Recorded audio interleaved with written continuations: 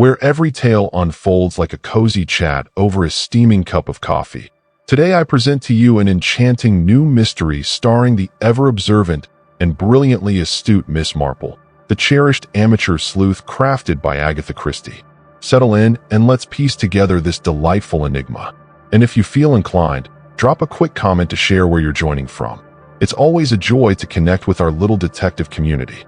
Now let's dive into Miss Marple and the widow who.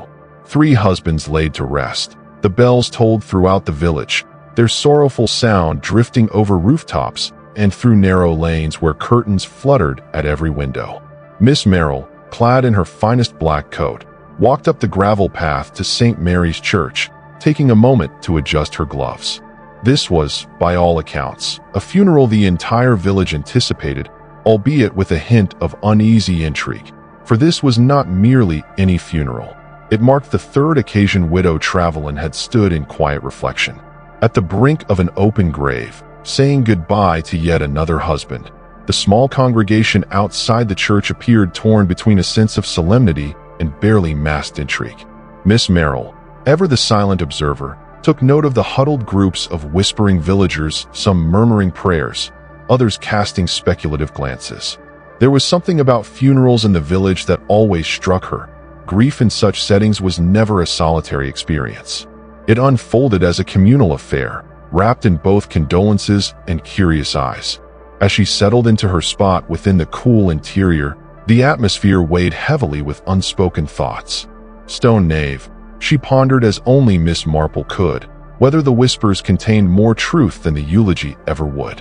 When Widow Travelin appeared, all eyes shifted. Dressed in black from hat to heel, she moved with a composed grace, neither dramatically grieving nor unervingly cheerful. Her veil was drawn just low enough to shield her eyes, though Miss Marple, with her keen sense for human nature, understood how much could be discerned from the tilt of a chin or the faintest tremor of a gloved hand. Some offered quiet words of sympathy, their tones sincere enough, yet others, the ones who communicated with their eyes rather than their lips, conveyed something far less charitable. There was certainly pity, but beneath it lay suspicion, a murmur beneath the surface silently questioning how 3 husbands could meet such unfortunate ends. Miss Marple, though outwardly composed, felt the village's collective unease settle around her like mist. Widow Tran's poise, rather than reassuring, seemed to unsettle.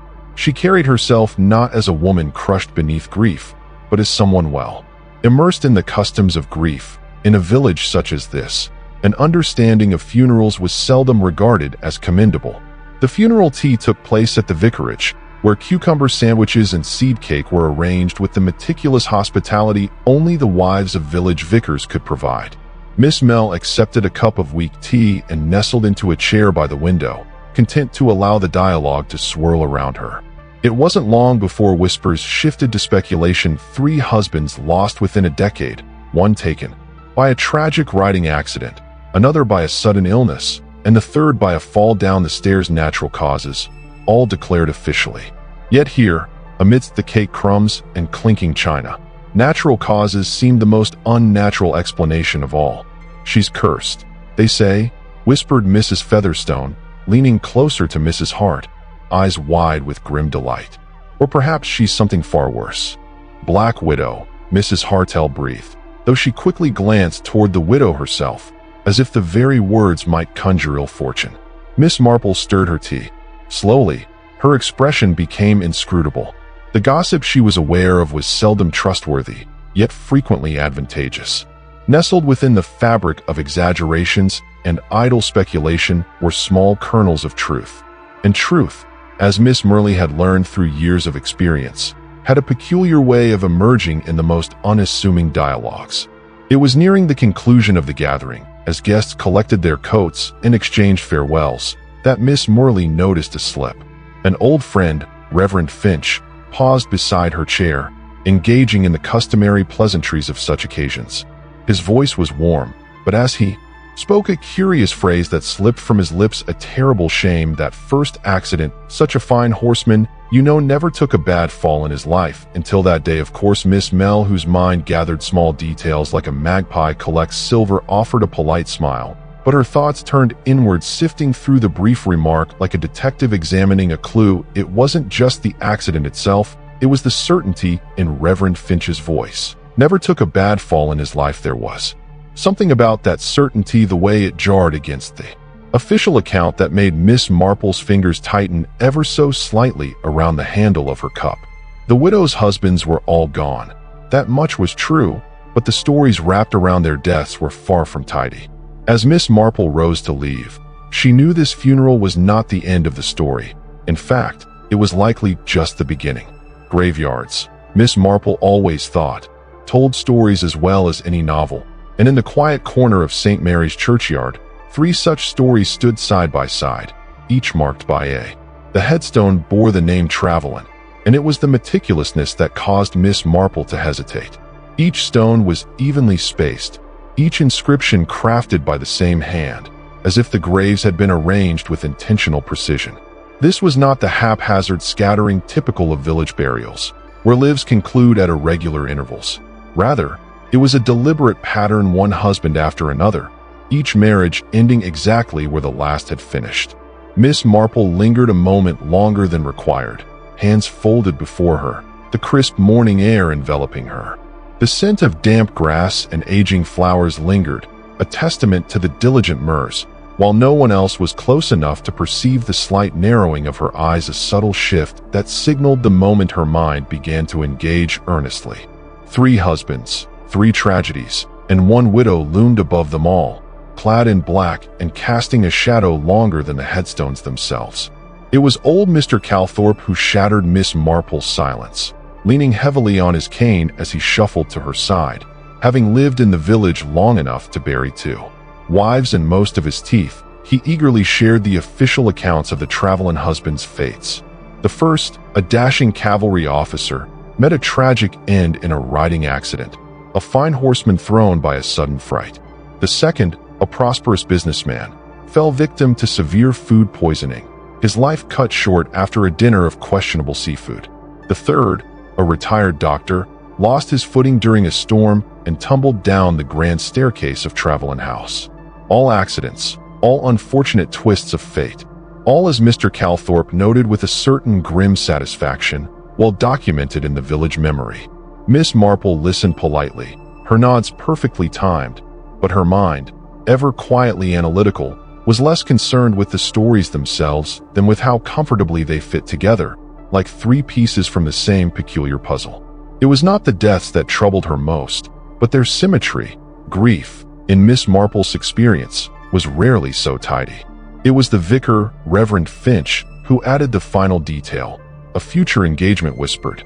With a hushed relish reminiscent of English villages, the widow, he said, his voice pitched low yet conspiratorial, has a suitor, once again rather younger this time, I gather, and rather eager. Miss Mel's teacup paused midway to her lips. She made no outward sign of alarm, only a slight tilt of the head as though the breeze had carried some distant sound worth noting. 3 husbands in the ground, and already a 4th being gently reeled in. She's had her share of tragedy, the vicar continued, but some women, well, they appeared to draw attention, a phrase chosen with care befitting a clergyman, yet Miss Merrill understood exactly what lurked beneath the surface. There existed women who evoked sympathy and those who incited scandal, and Widow Trellian was, by the village's consensus, decidedly the latter. Miss Merrill offered her pleasant smile and made a benign remark about life's unpredictability as she refilled her tea. However, beneath her composed demeanor, the notion of a 4th husband lingered, unsettling and incomplete, like a half-written sentence yearning for its conclusion. Punctuation. As Miss Merrill walked back through the churchyard, her eyes drifted again toward the row of graves, her mind tracing the pattern they formed. 3 husbands, 3 funerals, and now a suitor waiting in the wings, blissfully unaware of the history into which he was about to step. There was a certain fatalism in the village air, as though some quiet force had already written the widow's next chapter and was merely waiting for the ink to dry. Miss Merrill, however, was not one to believe in fate without evidence. The quiet click of the churchyard gate behind her felt uncomfortably final, like the sound of a book closing before the story had finished. There was something too neat about it all, too ready to repeat itself. Either the widow was the unluckiest woman in England or the most carefully prepared. As the last autumn leaves crackled beneath her shoes, Miss Marple glanced back once more at the three headstones standing so perfectly aligned. If a fourth were to join them, Miss Marple thought it would be no accident at all, and that perhaps was the most troubling thought of all. The village still recalled the wedding on a splendid May afternoon, sunlight bright enough to render the flowers almost too vivid. The bride appeared to glide down the church path, buoyed by a tide of well wishes and murmured envy. She had been a beauty then, young and laughing, the kind of bride people reminisced about for years. Her husband, Lieutenant Arthur Trevelyan, was just as striking, tall and broad-shouldered, exuding the effortless confidence of a man used to admiration. Together, they seemed almost too perfect, while Miss Marple, in contrast, was quieter. Those present at the wedding observed the subtle details. The bride's hand quivered ever so slightly as the ring was placed, and Arthur's smile wavered for a brief moment when the vicar spoke of faithfulness. Whispers trailed the joyful couple from the churchyard to their new abode. Fortune had favored the young Mrs. Trevelyan, as the village remarked, suggesting she had wed not just for love, but for status and riches. Yet, fortune is a capricious ally, and within a year, the village's envy had soured into something more sinister. Her tale, not of fortune but of sorrow. The dispute had been minor, as most beginnings tend to be a forgotten bill, a thoughtless comment regarding a message from a long-lost companion. Yet trivial matters possess a tendency to develop jagged edges in the shadows. It was a groom who caught the heightened tones that morning sharper than the norm, their fraying edges tinged with something deeper than mere domestic annoyance. The confrontation had ceased suddenly, succeeded by the sound of Arthur's boots traversing the hall in swift, resolute strides. By midday, the village was aware of Arthur Trevelyan, the man who could ride any horse in the county without so much as a flinch. Had been thrown a sudden bolt. They said the horse, spooked by a noise no one could quite recall. He landed badly, a fractured skull gone before the doctor could arrive officially. It was a tragic accident, nothing more, but Miss Marple, even years later, had always found it unsettling the way arguments linger in the air long after words are spoken, as though the walls themselves remember, and the first tremor of suspicion took root not in that moment, but in the simple, the unsettling tidiness of it all lingered in the air. The groom, now aged, had hands twisted by arthritis, yet his recollection of horses was strikingly vivid. When Miss Marple came to see him, feigning interest in trivial family history, it was effortless to guide the dialogue toward that fateful morning ride. It wasn't right, he remarked, his brow furrowing into the familiar scowl he had worn on that day. That horse was always steady, never a nervous creature, but that morning, it was as skittish as a foal in a thunderstorm. Miss Marple remained silent, only allowing the silence to draw more from him. And there was something else, he added after a pause, his voice lowering, as if the act of recalling the memory might bring it back. I could swear someone had been near the stables before dawn, leaving the door ajar just enough for a hand to slip inside and startle the poor creature. It was speculation, of course, but Miss Marple understood that village memory was a curious thing. It didn't forget, not truly. It merely waited quietly, holding its breath until someone asked the right question. It was the saddle that lingered.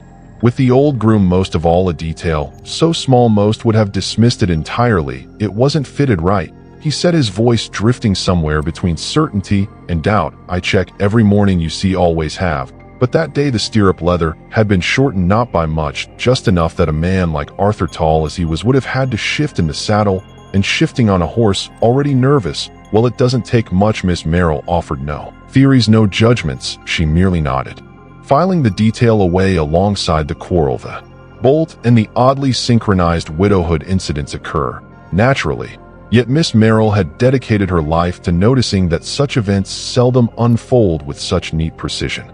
As she departed from the groom's cottage, her thoughts ventured ahead to the grave of the first husband, to the widow who had stood beside it in black, and to the quiet assurance that every tragic conclusion carries with it, somewhere in its shadow, a hand that initiated the first nudge. If the first marriage had been filled with romance, the second was marked by practicality and success. By the time Mrs. Trevelyan, she strolled down the aisle again, her beauty now radiating a more mature allure, while her prospects had taken a remarkable turn. Her second husband, Mr. Felix Travelin, was a man of considerable wealth, adept at transforming modest investments into substantial gains, wearing his success as simply as his silk waistcoat. The villagers had been courteous, yet behind closed doors, opinions flowed freely. Some deemed her lucky, others labeled her shrewd, and many speculated on how a widow of humble beginnings had secured such a match. Miss Marple recalled that wedding with a mix of nostalgia and intrigue, noting the absence of laughter this time, replaced by a palpable curiosity. The bride wore a smile that exuded a quiet confidence, as if she had accepted the whispers that surrounded her. Despite the village's murmurs, the second marriage appeared to be a cozy affair until it wasn't.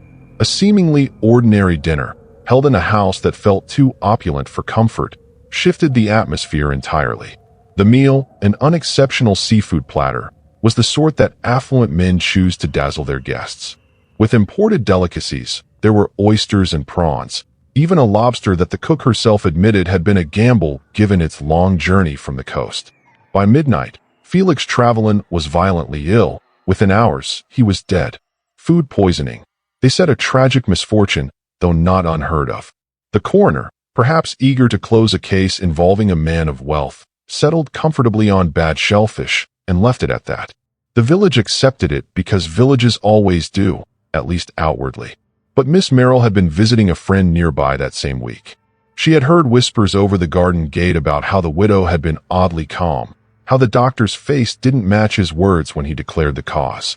Miss Marple had also heard of the will, how Felix Travelin left his wife secure for life, with money enough for every comfort a widow could desire. Grief, it seemed, was made lighter when accompanied by a generous inheritance.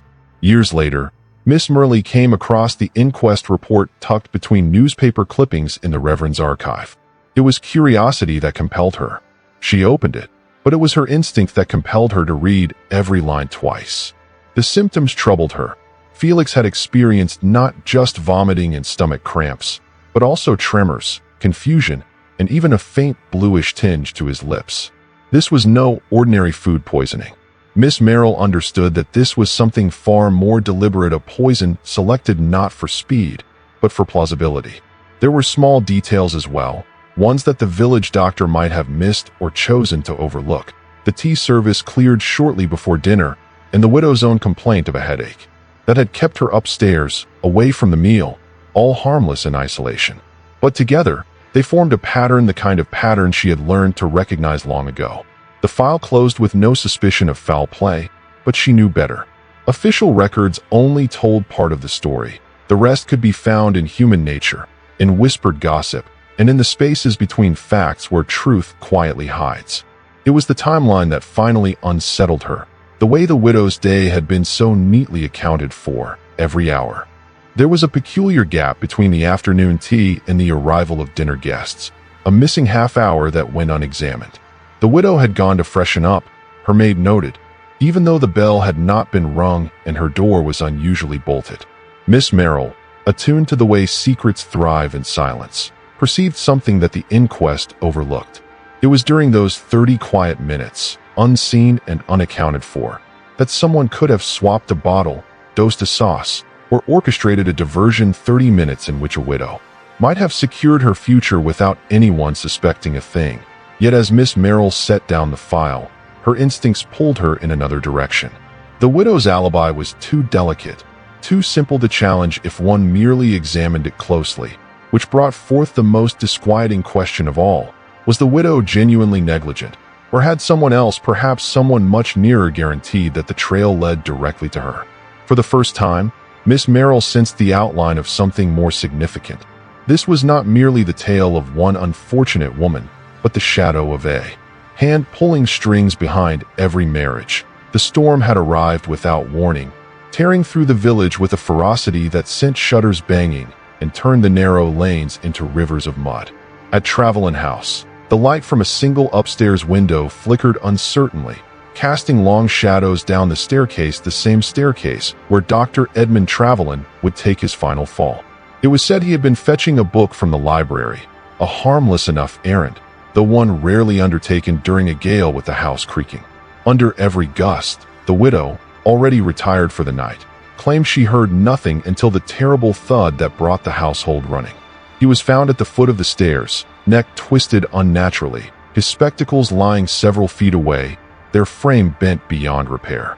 "A tragic accident," said the village, "a misstep in the dark, a man unsteady after a glass of brandy." But storms, Miss M knew, could hide more than wind and rain. They could cover the sound of a pushed hand, the creak of a loosened stair rod, the careful work of someone who recognized that the perfect storm could erase all evidence of intention. The housekeeper, Mrs. Penberry, had dedicated years to serving the Travelin family, first the doctor, and then, by default, his new bride. She was the type of woman who observed everything, yet rarely spoke unless encouraged by someone with Miss Marple's unique ability for gentle conversation. They exchanged words, Mrs. Penberry's hands engaged in unseen tasks as she spoke, often without raising her voice. It was the subtle kind of disagreement where the words remained courteous, yet the tension lingered beneath the surface. Meaning is not always clear, and according to Mrs. Penberry, the quarrel revolved around finances. The doctor was meticulous and cautious with his expenditures, while the widow was used to a more lavish lifestyle, particularly regarding dresses, outings, and little indulgences.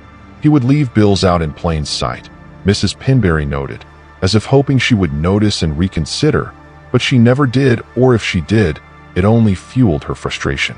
Miss Marple expressed her gratitude to the housekeeper with her customary gentle smile, but as she walked away, her thoughts were already formulating arguments about money, leading to an accidental death. It was a remarkably familiar tune for Miss Marple.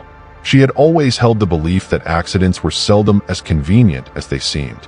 A man dies, and his widow inherits. That alone was unremarkable. However, when the inheritance resolved a very specific issue, the convenience felt a bit too tidy. Dr. Tron's life insurance, as it turned out, was generous enough to settle all the outstanding debts that had created such marital strain, and then some. The widow was left to mourn with a considerable fortune. Her enhanced financial situation had, within weeks, allowed her to settle accounts, acquire a new wardrobe, and mention only once the idea of returning to the Riviera, a destination her late husband had deemed an extravagant folly. The storm offered an ideal disguise. There was no need for discreet poisons or carefully orchestrated accidents in the dark. A single, well-timed shove, perhaps a loosened banister, what better way to conceal intent under the guise of chance and misfortune? Yet, what troubled Miss Marple most was not the method itself, but the unsettling pattern. This marked the third husband. The third death marked yet another instance where financial relief trailed closely behind a widow's grief. Miss Marple understood that such occurrences were seldom mere coincidences. They typically bore the hallmark of design. As she settled by her fireside that evening, her knitting needles clicked steadily, weaving a pattern as clear as the stitches beneath her fingers. First, there was a young officer, married for love, whose demise ushered in freedom from scandal. Next, a businessman whose passing provided financial security. And now, a doctor whose unfortunate tumble resolved a multitude of uncomfortable circumstances. Bills, 3 marriages, 3 deaths, and at the center of each, the same woman. Yet, there was something else, something that didn't quite fit. Miss Marple knew widows who married for money and women who married for love, but Widow Tran's pattern didn't fully align with either. It was too chaotic for calculation, too consistent for accident. There was a hand at work, Miss Marple was certain, but was it the widow's own, or was she perhaps a pawn as much as a player? The question hovered unanswered, suspended between the click of the needles and the crackle of the fire filled the air, but patterns once observed could not be forgotten. Miss Marple understood, as surely as she knew how to turn a heel in wool, that before this pattern reached its conclusion, there would be another husband, another grave, and another truth waiting to be revealed. It all began, as most village scandals do, with a stranger at the gate. He arrived mid-morning, young and handsome in a way that was just a touch too polished, carrying a single bouquet of flowers that leaned more towards charm than condolence. Widow Travelin, ever gracious, welcomed him. With a smile that carried the slightest hint of surprise, the village quickly sensed an unsettling contrast between her mourning black and his bright, eager grin, as if he had emerged from a different chapter altogether. He lingered for tea far longer than any proper visitor would, and when he finally departed, the way he hesitated by the garden gate, hat in hand, his gaze lingering just a moment too long on the house, was enough to ignite the whispers even before the front door had fully closed. Miss Marple, who had been trimming her roses a few doors down, didn't so much witness the encounter as soak it in like ink into blotting paper. A younger man, unconnected to the village, appeared at the home of a thrice-widowed woman. It struck her as either romance or something far less sentimental. By the time the stranger had reached the end of the lane, the village was already buzzing at Mrs. Tubbs' tea shop. The usual chatter about jam recipes and the price of eggs was completely abandoned, replaced by breathless whispers. Speculation swirled around another suitor as Mrs. Featherstone's voice rose above the clatter of cups. Or another victim, added Mrs. Harnell, her tone tinged more with admiration than outrage. Some leaned toward scandal, while others leaned toward suspicion. Who was he? A fortune hunter? A long-lost admirer? Or perhaps someone sent for a purpose that was not romantic? Miss Marple, settled in her usual spot by the window, let the gossip wash over her like the tide over a pebble.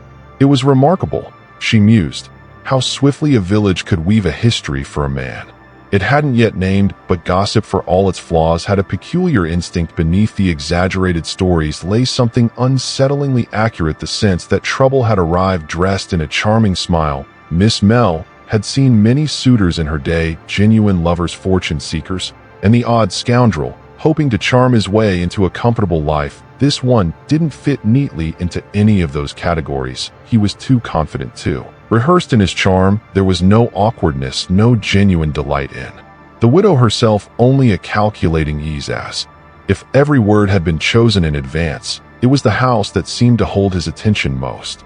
His eyes flicked to the windows, noting the curtains, the state of the garden, even the lock on the gate. It was the gaze of a man who measured opportunity before affection. Miss Marple, knitting softly in her lap, felt that familiar prickle of suspicion. There are men who catch women for love and men who catch them for profit. But this was something different, something that felt more like reconnaissance than romance. And yet the widow, either oblivious to the change or willfully ignoring it, greeted him as if destiny had brought him forth. Miss Marple had long since understood that what individuals wish to believe can often pose a greater threat than the truths they acknowledge. Later that afternoon, after the stranger had tipped his hat and departed, Miss Marple strolled along the lane past the widow's gate. There, half hidden in the grass beside the garden, lay a man's glove. It wasn't, Miss Marple observed, the kind of glove typically worn by someone modest. A man of humble origins, yet possessing fine leather, impeccable stitching, and a lining that whispered of a tailor's mark, one that suggested wealth seasoned enough to understand the value of discretion. She handled it delicately, examining it closely, a curious hint that raised more inquiries than it resolved. Was the suitor genuinely as he appeared, or was he merely acting for the widow's sake? Miss Marple tucked the glove into her handbag, her face a mask of inscrutability. In her experience, no man leaves behind something so costly by chance. It was either an error or a signal. Regardless, the widow's future, much like her past, had just become significantly more perilous. Miss Marple had long grasped the unvoiced customs of village existence, especially regarding widows. Thus, her visit to Travelin House, bearing a jar of homemade damson jam, needed no justification. It was only fitting, after all, for one unmarried woman of a certain age to extend solace to another. The widow welcomed her with heartfelt warmth, ushering Miss Marple into a parlor that whispered of bygone days, gently slipping from view. The furnishings were charming yet faded, the silver tarnished in places where a housekeeper's careful polish hadn't quite reached. It was a home clinging to past prosperity even as the edges frayed. Tea was served in delicate china, though the biscuits were shop-bought, a detail Miss Marple noted without comment. The widow's hands fluttered over the teapot and tray, possessing a knack for filling silences with pleasant trivialities about the weather, garden troubles, and more. Recipes for seed cake were presented in quick succession, as if the act of conversation could fend off any discomfort. Miss Marple accepted her tea with a smile that was both gentle and intentional. Beneath the widow's refined demeanor lay a nervous energy, akin to a dancer anticipating a shift in the music, unsure if she would recall the next move. The widow's dialogue was a display of extraordinary nimbleness, darting from topic to topic with an enchanting sparkle, never lingering long enough to be captured, especially when Miss Marple gently shifted the conversation to her late husband's memory. The widow's fingers would twitch ever so slightly against her cup, and her gaze would wander toward the window, as if seeking answers beyond the garden gate. "Oh, my dear Arthur," she sighed. "Such a dreadful accident with that horse. Though I warned him about that wretched saddle, and Felix Seafood never agreed with him, you know. But men will have their little indulgences. Poor Edmund," she continued, with the air of someone leafing through an album of regrets. "Photo autographs, I warned him against descending those stairs in the dark. Men can be infuriatingly stubborn. It was a performance, of sorts." Miss Marple perceived a calculated scatterbrained charm, crafted to portray herself as foolish, fragile, and utterly incapable of devising anything more sinister than a misplaced shopping list. Yet, Miss Marple, having encountered true scatterbrains in her time, discerned the distinction between mere carelessness and intentional deflection. Widow Trevelyan, despite her fluttering charm, was a woman who never quite addressed the inquiry posed. It was close to the conclusion of their tea, with the dialogue comfortably anchored to rhubarb chutney, when the widow mentioned it so nonchalantly that Miss Merle nearly overlooked its importance. "Oh, and of course, I suppose we'll have to move the wedding up a bit," she remarked, brushing a crumb from her sleeve. The vicar's diary fills so quickly these days. There was no announcement, no joyous revelation of a new engagement, just a serene acceptance, as if a fourth husband was simply the next logical progression. Miss Merle, who understood far more about human nature rather than human romance, revealed a flicker of unease sharpening into something akin to certainty. The widow's voice held no doubt, no trace of hope or excitement, only the quiet confidence of someone traversing a familiar path, one she knew how to navigate with precision.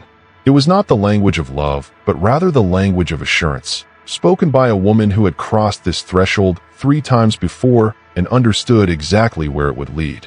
Miss Merrill extended her congratulations with polite warmth, yet beneath her smile lingered a question she hesitated to voice.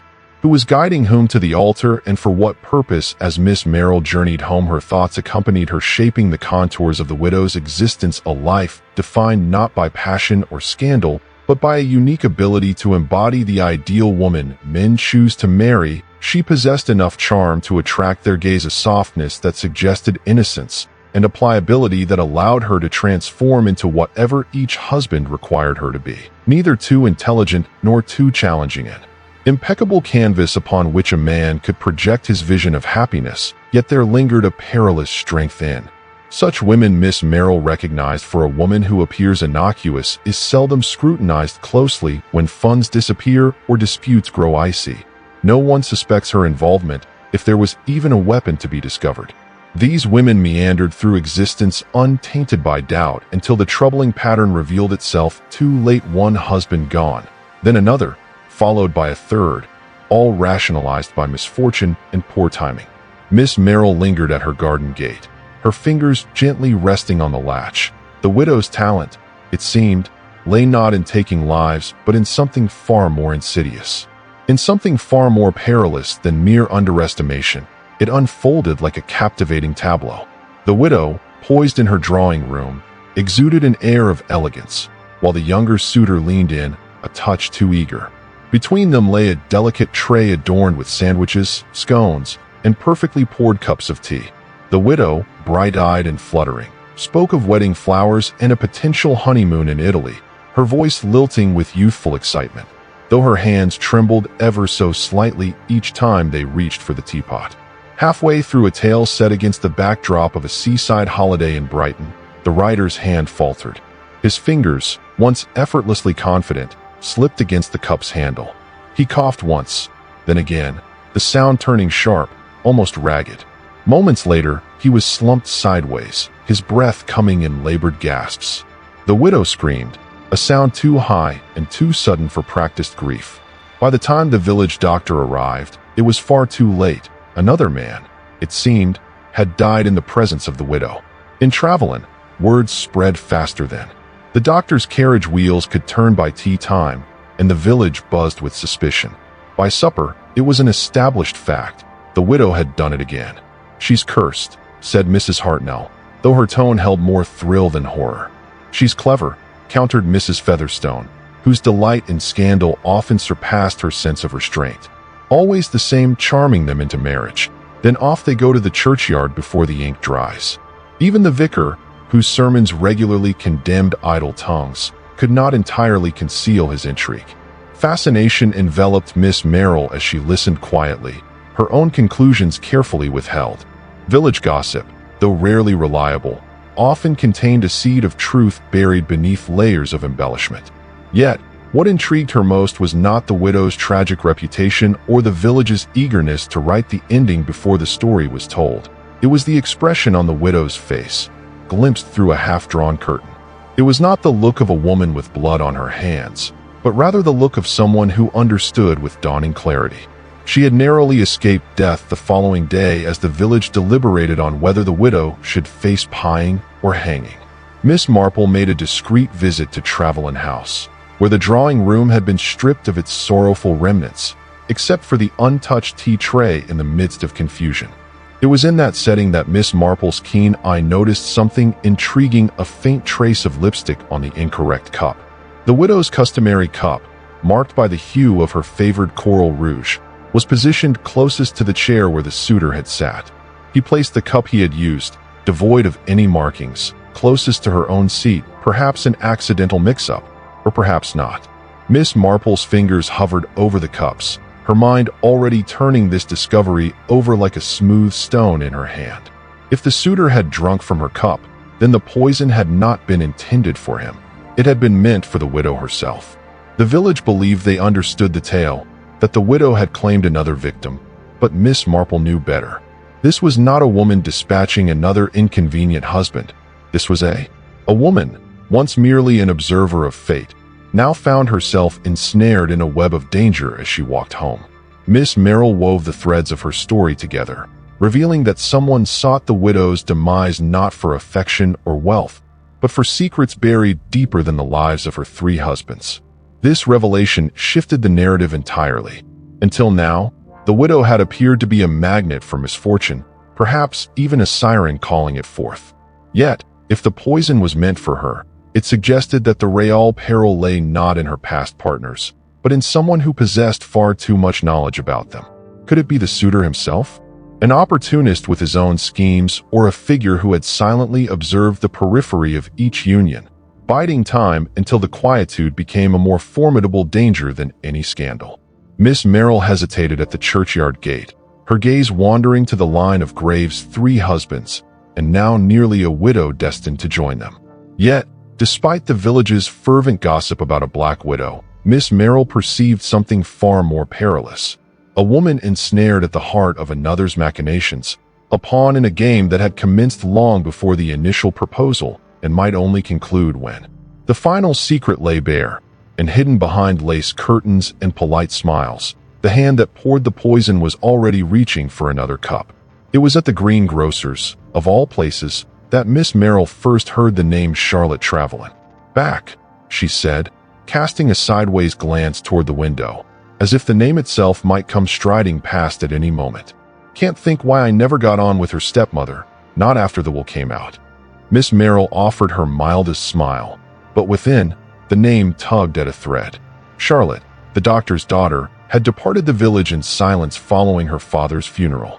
Her expression was as unyielding as stone at the graveside, her gaze never once meeting her stepmother's. Now, she had returned quietly, without any fanfare, taking a room above the post office as if she hoped her presence would go unnoticed. Yet, villages have long memories and keen eyes, especially when an estranged daughter reappears just after her stepmother's latest suitor has collapsed. It struck Miss Marple as rather too convenient to be mere chance. She paid for her observations. Apples in hand, I strolled home at a leisurely pace, the pieces of my thoughts starting to come together not in neat lines, but in a complex web where old wounds intertwined with new motives, binding past grief to present danger with a subtle tenacity. Miss Marple made her inquiries. always careful, never too direct or obvious. The vicar's wife, the butcher's assistant, even Mrs. Pinberry, the old housekeeper, all contributed fragments of memories, smoothed over by years of repetition. It was evident that Charlotte had never forgiven the widow. That much was clear in her eyes. Mrs. Trevelyan had not only stolen her father, his affections, his attention, but also his fortune, left Charlotte to nurse her resentment like a wound that refused to heal. She once whispered to Mrs. Pinberry that no woman could marry 3 times and call it bad luck. Her stepmother had a talent for widowhood. Miss Marple noted the phrase. It had the bitter polish of something said often enough to become rehearsed.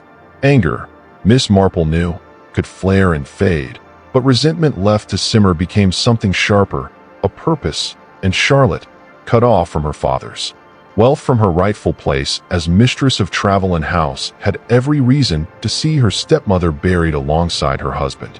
The village viewed Charlotte's return as mere coincidence, but Miss Marple recognized it for what it truly was, a piece moved into position, ready to play its part. It was the chemist's apprentice who confirmed the last vital detail: Charlotte's apprenticeship in a London pharmacy. Clever girl, they said. The apprentice told Miss Marple over the counter, unaware of the significance his words carried. Could mix anything new. Liniment tinctures and powders were essential. She was well versed in her poisons, not merely the cures. Miss Marple offered a polite smile, yet internally, her mind honed itself like a blade on a wet stone. Knowledge of poisons and access to them, Charlotte had spent years immersed in remedies, mastering not just the art of healing, but also the craft of harm, all without raising suspicion. That Miss Marple was aware of this was no minor detail. It was the crucial element, the reason the tea had been poisoned, the reason the village's familiar pattern had abruptly shifted focus from husband to widow. Charlotte had not come back to bury her stepmother amidst scandal or gossip. She had returned to do it herself, with the precision of a pharmacist and the weight of a daughter's long-held grievance. Revenge, Miss Marple believed, was best served with tea and a hint of bitter almond.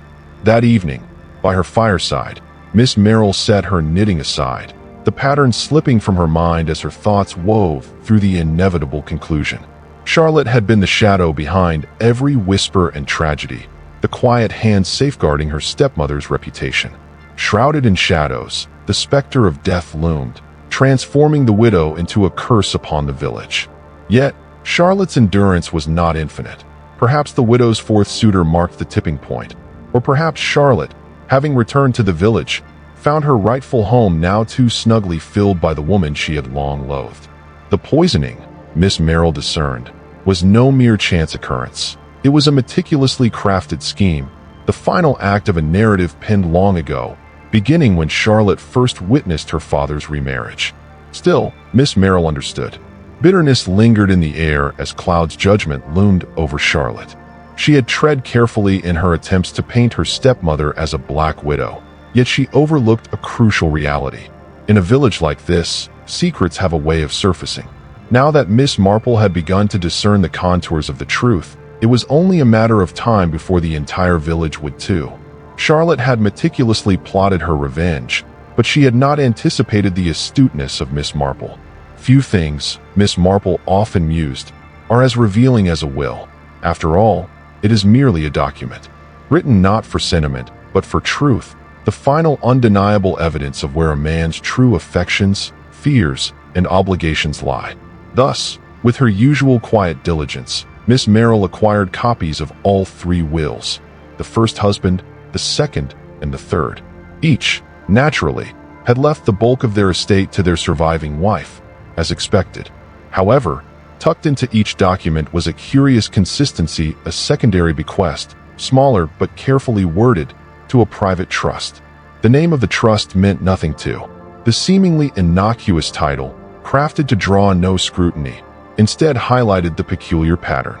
Husbands from varied walks of life, each with their own circumstances and legal counsel, had been subtly guided to set aside a portion for this enigmatic fund. While it wasn't definitive evidence, it was a lead one that had been established well before any of these men faced their tragic fates. Miss Marple, seasoned by experience, understood that financial currents seldom move without intention. Through a series of subtle inquiries, meticulously crafted letters, and a strategically planned visit to an old acquaintance at the bank, she unveiled the truth surrounding the trust. The sole beneficiary, named quietly yet unmistakably, was Charlotte Trellian, the estranged daughter of the third husband. This revelation was both illuminating and perplexing, raising questions about why Miss Marple pondered Charlotte's inclusion in the wills of men with whom she had no ties, men who had come into her stepmother's life long after her own father was buried, and why had no one questioned the repeated generosity? Unless, of course, Charlotte had ensured her name appeared. Unless she had, from the very start, been the invisible hand guiding her stepmother's marriages, ensuring each husband was persuaded gently, subtly, perhaps even through false friendship to write her into their legacies. Charlotte had not merely been watching from the shadows. She had been profiting every step of the way. It was a plan both elegant and cruel, the kind of scheme that would capture the admiration of any keen observer. For its cleverness, even as she felt repelled by its coldness, Charlotte recognized her stepmother as a woman who drew suitors, whether through charm, beauty, or simple village intrigue. Rather than oppose the marriages, she had quietly encouraged them, each new husband presenting a fresh opportunity to weave herself deeper into the widow's financial future by ensuring each man made provisions for her.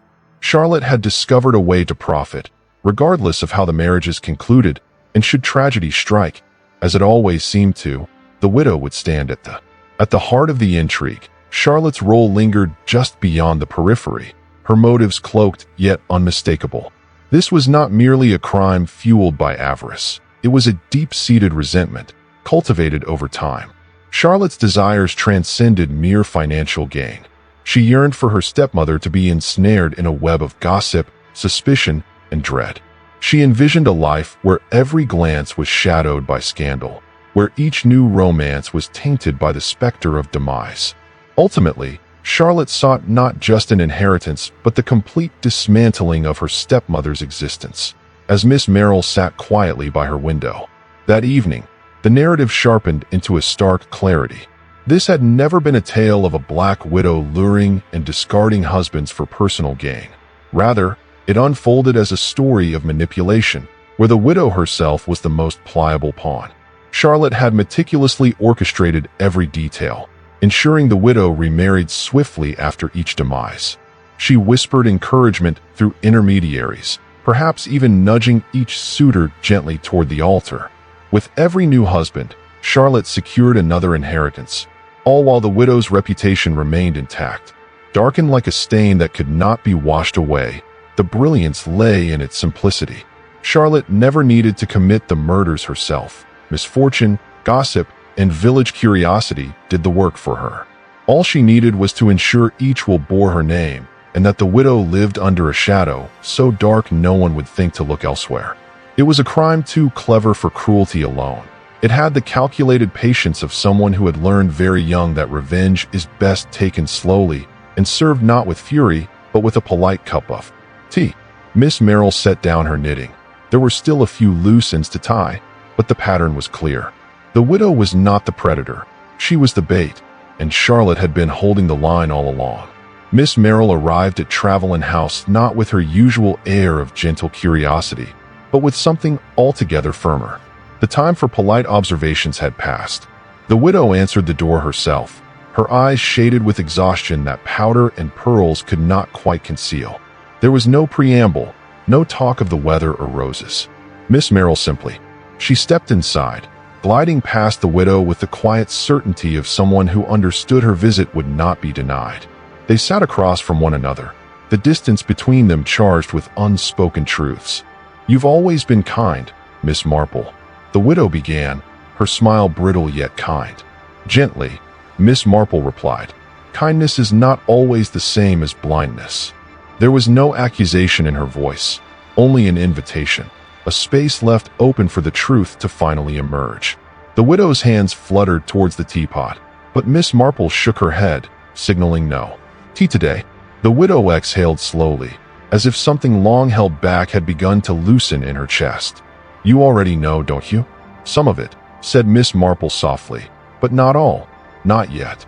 The widow's voice, when she began, was quieter than Miss Marple expected, as if she were confessing not to her guest but to herself. "I'm married for love," she said. "Every time. That's the truth of it. I love them all in different ways." Her first husband, the dashing officer, had swept her off her feet. Her second, the prosperous businessman, had offered. Security and laughter intertwined. The doctor, both serious and gentle, had provided her solace in her later years. Yet, each time the widow mentioned Charlotte, it was never overt. She was far too astute for that. Just a word whispered in the right ear, an anonymous letter, a subtle inquiry that sowed seeds of doubt in my husband's mind. Miss Marple listened in silence, absorbing a narrative that diverged from the village's portrayal of a heartless black widow. Instead, it revealed a far more poignant truth: a woman in love, gradually ensnared by the quiet vengeance of another. "They made them fear me," the widow confessed, "gently led them to believe I sought their wealth. Though that was never my intention, I simply yearned for happiness. Yet, once doubt settles in," she paused, the remainder unspoken. Miss Marple grasped the implication. In Charlotte's grasp, marriage had morphed into a tool of power. It wasn't until the tea had turned icy that the widow resumed, her tone shifting to something more delicate. "You see," she began, "it all started with a falsehood not mine, but his. The first husband, the dashing officer, was charming to a fault, yet charm, Miss Marple. It was understood that the truth could serve as both a disguise and a burden. The widow confessed to an affair long before the tragedy, and it was not with just anyone. Her fingers twisted nervously in her lap as she revealed it was with Charlotte's mother, a revelation that hit like a thunderclap, echoing even in the stillness of the sitting room. Charlotte learned that the widow held her responsible, claiming that she had shattered her family, taken her father, and driven her mother to despair. Though she was merely a girl, the weight of that accusation lingered. The widow's voice quivered slightly as she recounted how she ensured I faced the consequences of it all at once, slowly and patiently, across a lifetime. Miss Marple said nothing, but the weight of the story settled heavily between them. The knowledge that Charlotte's revenge had begun not with inheritance, but with a child's grief twisted into hatred. The widow's hands resting on the table seemed suddenly older, the hands of a woman who had carried guilt like a second skin. "I knew," she said quietly, "not at first, but after the second husband died, I began to see the pattern, the little accidents that weren't, the suspicion that always. It began just before the conclusion." Miss Mel's knitting rested idle in her lap. "I could have stopped it," the widow confessed. "I could have told someone, but I didn't." "Why?" Miss Marple inquired, not with accusation but with genuine curiosity. The widow's voice trembled as she replied, "Because I felt I deserved it for the affair, for marrying her father." She hesitated, then continued, "For being happy when her mother was not." A brittle laugh escaped her. "I suppose I was afraid of being alone, afraid no one would believe me, afraid of what would happen if I spoke her name aloud." Miss Marple's gaze was gentle yet unwavering. "Silence is a heavy burden," she said softly. "It is," the widow agreed, and after a moment, it felt easier to let her write the ending. "I only ever wanted to be happy, but it seems I was never the author of my own story." Miss Marple stood to leave, her voice kind but resolute. "It's time," she said, "for someone else to write the ending." To the casual observer, it was a perfectly ordinary gathering, the kind of village tea that had occurred countless times before. The vicar's wife had brought her excellent seed cake, and Mrs. Tubb contributed a rather dense sponge, and Mrs. Featherstone, with her usual flair for excess, arrived with a towering trifle that looked far grander than it tasted. The widow, pale but composed, sat quietly near the window while Charlotte stood behind the teapot, her hands uncharacteristically still. Miss Marple, seated at the center of it all, stirred her tea with unhurried grace, her knitting resting in her lap like a silent witness. The room hummed with the usual chatter: weather, market prices, a minor scandal involving a misdelivered letter. Yet, beneath the surface, an unspoken tension lingered, one that no one dared to acknowledge. For Miss Marple had not summoned this gathering merely for cake and idle chatter. She had come to share a tale that had its roots in the past, entwined with a young bride and an officer's tragic fall. It had meandered through 3 graves, countless whispers, and a poisoned cup of tea. This narrative would reach its conclusion before the afternoon faded, revealing the truth at last. As Miss Marple set down her cup, the soft sound resonated through the room, silencing all as she began, not with accusation, but with observation. A village, she said, remembers things in fragments, a remark here, a glance there, and over time those fragments knit themselves into a story, whether or not the story is true. She spoke of the first husband's fall, of the rumors that followed the second husband's death, and the stormy night that claimed the third. She spoke of Charlotte's return, of wills quietly altered, of a pattern that only emerged when viewed from a distance. At no point did her voice rise. There was no dramatic flourish, no direct accusation, just the quiet weight of truth laid piece by piece upon the table. And so you see, Miss Marple concluded, the widow was not the author of this tragedy. She was merely the instrument, a woman whose only real crime was wanting to be happy. She paused. But there was someone else, someone who held on to a grudge so tightly it shaped her entire life. All eyes turned to Charlotte, and Charlotte's hands, so steady when pouring tea, now trembled as though the cup itself had grown too heavy to hold for a long moment. Charlotte said nothing. The room waited, breath caught in a delicate balance of curiosity and dread. The tears began to fall softly at first. These were not tears of sudden guilt, but rather the deep, choking sobs of a grief that had lingered far too long. "You don't understand," Charlotte whispered, her voice trembling. "She took everything, my father, my home, my mother's peace." Her words faltered, the years unraveling as she spoke of the affair, the hushed arguments behind closed doors, her mother's silent heartbreak, and the wedding that followed far too soon. At that wedding, Charlotte stood at the back of the church, hands clenched, heart heavy. Consumed by a child's helpless fury, she found happiness in Charlotte's trembling voice as my mother faded. Each marriage that followed became evidence in Charlotte's eyes that the widow thrived on love taken from others, a woman graced with charm and fortune, yet leaving only sorrow behind. Thus, Charlotte devised her revenge, not in haste, but with the slow, calculated cruelty of someone intent on rewriting her narrative. Yet, I never intended for it to go this far. I merely wished for her to understand the pain of loss, as my mother had experienced it. Shattered, yet the defeat lingered. The gathering disbanded quietly, villagers dispersing like leaves swept by a gentle breeze, each weighed down by heavier hearts than when they arrived. Miss Marple made her way home in solitude, stopping momentarily at the churchyard gate, where 3 graves lay in a row, tidy and precise, each a testament to tales left untold, love transformed into sorrow, joy tainted by doubt. And in the silence between those headstones, the reality that had never been confronted, the complexities of humanity, Miss Marple pondered, was boundless. Stranger than fiction reveals that few things are more perilous than a wound left to fester, particularly when that wound belongs to a child who feels wronged. Justice emerged not from the law, but from the profound weight of truth articulated openly. Ultimately, the narrative of the widow Travelin was not a story of murder. Rather, it was a chronicle of hearts shattered long before the first husband fell, of love that soured into resentment, and of revenge that morphed into its own prison. Miss Marple gently closed the gate behind her, aware that some stories do not conclude with justice or triumph, yet accompanied by the subtle weight of comprehension. Perhaps that was, in the end, the most appropriate conclusion of all.